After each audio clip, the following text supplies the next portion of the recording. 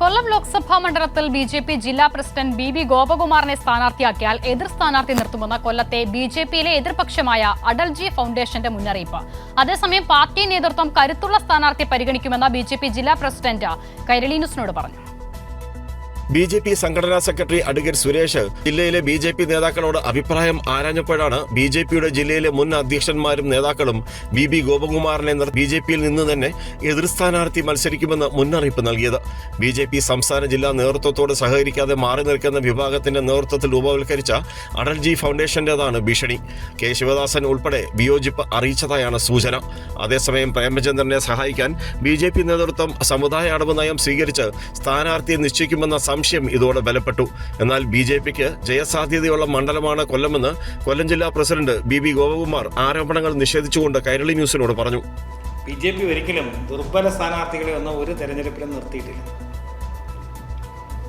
Party അതിൻ്റെ ആദ്യ സ്ഥാനാർത്ഥി പട്ടിക പ്രസിദ്ധീകരിച്ചു. രണ്ടാം ഘട്ടം ഉടനെ പ്രസിദ്ധീകരിക്കും. പല തലങ്ങളിലുള്ള ചർച്ച പൂർത്തീകരിച്ചിട്ട് മാത്രമേ സ്ഥാനാർത്ഥി പട്ടിക പ്രസിദ്ധീകരിക്കാൻ പറ്റൂ. 2 തെരഞ്ഞെടുപ്പ് വിജ്ഞാപനം വന്നിട്ടില്ല. സ്ഥാനാർത്ഥിയെ തീരുമാനിക്കുന്ന രീതിയിൽ ബിജെപിക്ക് അതിൻ്റെ സ്ഥാനാർത്ഥി പട്ടിക തയ്യാറാക്കാൻ പറ്റില്ല. അതിന് പാർട്ടിക്ക് ചില മാനദണ്ഡങ്ങളുണ്ട്.